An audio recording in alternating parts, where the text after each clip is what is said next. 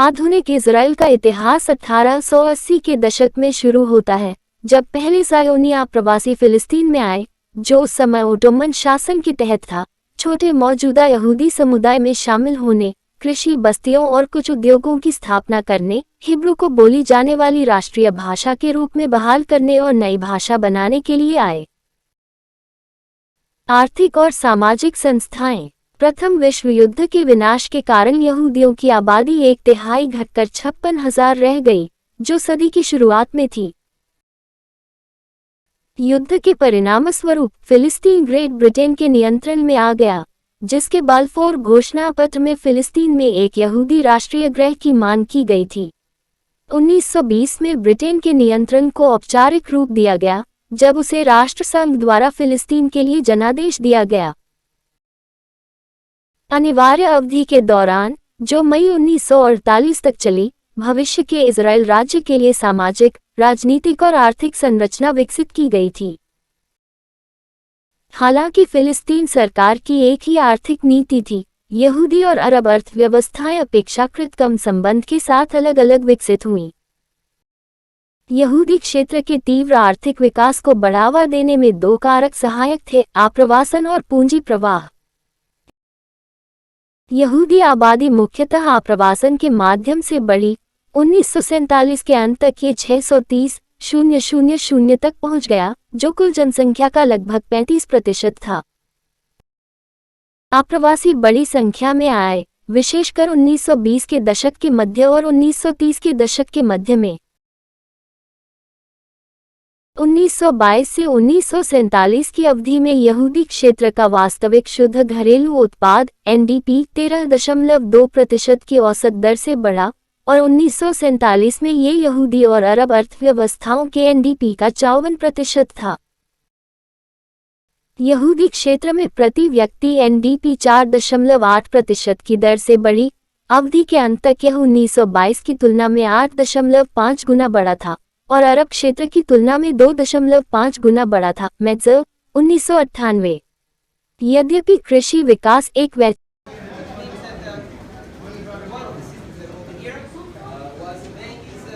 1922 से 1947 की अवधि में यहूदी क्षेत्र का वास्तविक शुद्ध घरेलू उत्पाद (एनडीपी) 13.2% की औसत दर से बढ़ा, और 1947 में ये यहूदी और अरब अर्थव्यवस्थाओं के एनडीपी का 54% था।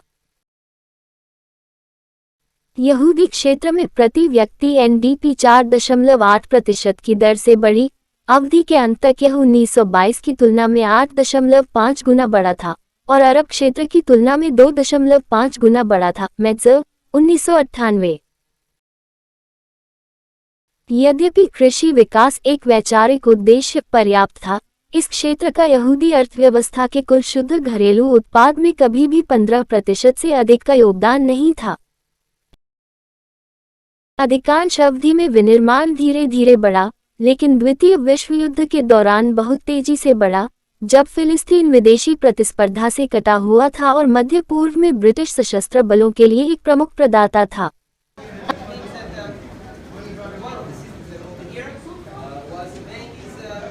अवधि के अंत तक विनिर्माण का हिस्सा एनडीपी का 1/4 था।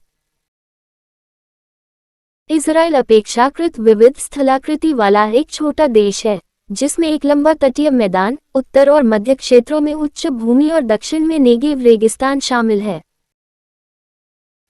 देश की पूर्वी सीमा के साथ उत्तर से दक्षिण तक फैली ग्रेट रिफ्ट वैली का उत्तरी टर्मिनस है। इजराइल राज्य आधुनिक काल में एकमात्र यहूदी राष्ट्र है, और जो क्षेत्र अब इसकी सीमाओं के भीतर आता है उसका एक लंबा और समृद्ध इतिहास है जो बाइबल पूर्व काल से है। 7वीं शताब्दी ईस्वी में नवोदित इस्लामी खलीफा के नियंत्रण में आने से पहले ये क्षेत्र रोमन साम्राज्य और बाद में बीजान्टिन साम्राज्य का हिस्सा था। यद्यपि धर्मयुद्ध के दौरान विवाद का विषय, यह क्षेत्र, जिसे तब आमतौर पर फिलिस्तीन के नाम से जाना जाता था, प्रथम विश्व युद्ध के अंत में ओटोमन साम्राज्य के पतन तक क्रमिक इस्लामी राजवंशों के प्रभुत्व में रहा, जब इसे ब्रिटिश शासनादेश के तहत रखा गया था। राष्ट्रों का संगठन। जनादेश से पहले भी, यहूदी मातृभूमि की चाहत ने बहुत कम संख्या में यहूदियों को फिलिस्तीन में प्रवास करने के लिए प्रेरित किया। ये प्रवासन 20वीं शताब्दी की दूसरी तिमाही के दौरान दुनिया भर में यहूदियों के बढ़ते उत्पीड़न और उसके बाद नाजी जर्मनी द्वारा किए गए नरसंहार के साथ नाटकीय रूप से बढ़ गया। हालांकि इस क्षेत्र में यहूदी आप्रवासियों की इस विशाल आमद ने मूल फिलिस्तीनी अरबों के साथ तनाव पैदा कर दिया और दो समूहों के बीच हिंसा भड़क गई, जिसके परिणामस्वरूप संयुक्त राष्ट्र ने फिलिस्तीन को यहूदी और अरब क्षेत्रों में विभाजित करने की योजना बनाई और मई में इजराइल द्वारा राज्य के दर्जे की आगामी घोषणा की गई। इजराइल ने अगले 35 वर्षों के दौरान पड़ोसी अरब राज्यों के खिलाफ कई युद्ध लड़े, जिसके परिणामस्वरूप क्षेत्र और शरणार्थियों की स्थिति पर विवाद चल रहे हैं।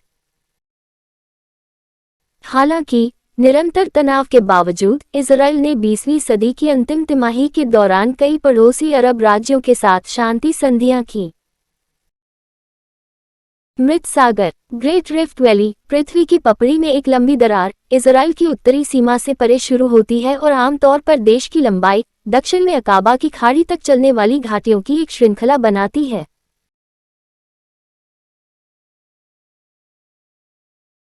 जॉर्डन नदी, जो इजराइल और जॉर्डन के बीच सीमा का हिस्सा है, इजराइल की उत्तरी सीमा पर डैन से दरार के माध्यम से दक्षिण की ओर बहती है, जहां ये समुद्र तल से 500 फीट 152 मीटर ऊपर है। पहले ओला घाटी खिब्रू एमेखावलप में बहती है, फिर मीठे पानी की झील तिबेरियास में, जिसे गलील सागर खिब्रू यम किनेरेट के रूप में भी जाना जाता है, जो समुद्र तल से 686 फीट 209 मीटर नीचे है।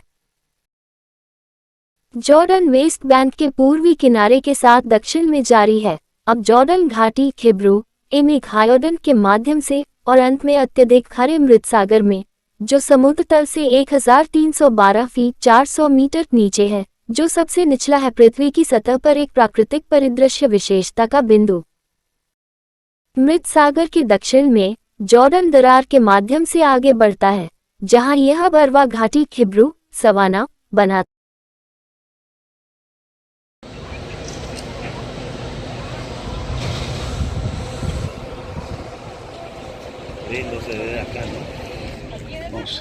प्रमुख जल निकासी प्रणाली में तिबेरियास झील और जॉर्डन नदी शामिल हैं।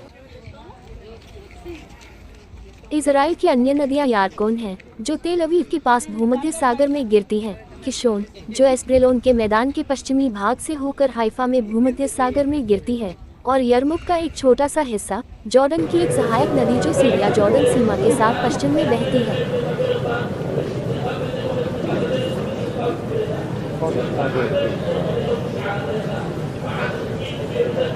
No, I don't know. I don't. No, I don't know.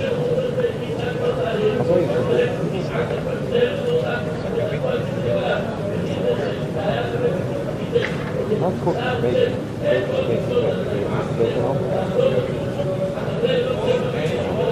आबादी का बड़ा हिस्सा यहूदी और अरब दोनों शहरी क्षेत्रों में रहते हैं।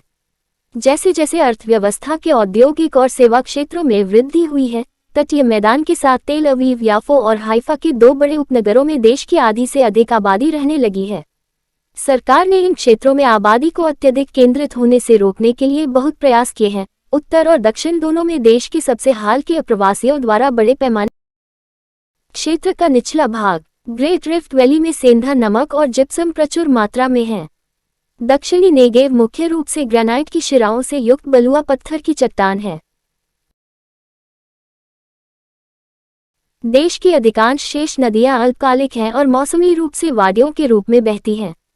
नदियां झरने से पोषित भूमिगत जल तालिका से पूरक होती हैं, जिसका दोहन कुओं द्वारा किया जाता है। इजराइल में पानी की बहुत कमी है और इसके हाइड्रोलिक संसाधनों का पूरी तरह से उपयोग किया जाता है, लगभग 3/4 सिंचाई के लिए और शेष औद्योगिक और घरेलू जल उपयोग के लिए। मिट्टी, तटीय मैदान मुख्यतः जलोढ़ मिट्टी से ढका हुआ है। शुष्क उत्तरी नेगेव के कुछ हिस्सों में, जहां मिट्टी के विकास की उम्मीद नहीं की जाएगी, तटीय मैदान के निकट होने के कारण हवा में उड़ने वाली दोमट मिट्टी है। इजराइल में विभिन्न प्रकार की जलवायु परिस्थितियां हैं, जो मुख्य रूप से देश की विविध स्थलाकृति के कारण होती हैं। दो अलग अलग मौसम हैं, एक ठंडी बरसाती सर्दी अक्टूबर अप्रैल और एक शुष्क गर्म गर्मी मई सितंबर। तट के किनारे गर्मियों में समुद्री हवाओं का प्रभाव मध्यम होता है और भूमध्य सागरीय समुद्र तट लोकप्रिय हैं। गैलील की मिट्टी तटीय मैदान में चने की चट्टान से ऊपरी गैलीली में सेनोमिनियन और ट्यूरोनियन चूना पत्थर लगभग 99 से 89 मिलियन वर्ष पहले जमा और एओसीन संरचनाओं जो लगभग 55 से 35 मिलियन वर्ष पहले की थी में बदल जाती है। 20वीं सदी में यहूदी आप्रवासन ने देश के निपटान पैटर्न को बहुत बदल दिया। पहले आधुनिक यहूदी निवासियों ने 1880 के दशक में तटीय मैदान पर खुद को स्थापित किया। बाद में वे आंतरिक घाटियों और पहाड़ी जिलों के कुछ हिस्सों के साथ साथ नेगेव में भी चले गए। हाइफा और जेरूसलम जैसे छोटे शहरों का आकार बढ़ता गया और जाफा याफोक बंदरगाह से एक उपनगर तेल अवीव का उदय हुआ, जो इजराइल के सबसे बड़े शहरों में से एक बन गया। 1948 के युद्ध के दौरान फिलिस्तीनियों द्वारा खाली किए गए तटीय मैदान, यहूदी तलहटी और जॉर्डन और अरवा घाटियों के उन क्षेत्रों में भी यहूदी आप्रवासियों ने निवास किया, जिससे पहले अरबों द्वारा बसाए गए कई क्षेत्रों में बहुमत बन गया। यद्यपि नेगेव के अधिकांश बेडन ने इस क्षेत्र को छोड़ दिया जब इजराइल ने इस क्षेत्र को शामिल किया, रेगिस्तान बड़े पैमाने पर अरब खाना बदोशों का क्षेत्र बना रहा जो लड़ाई के अंत के बाद बने रहे या वापस लौट आए।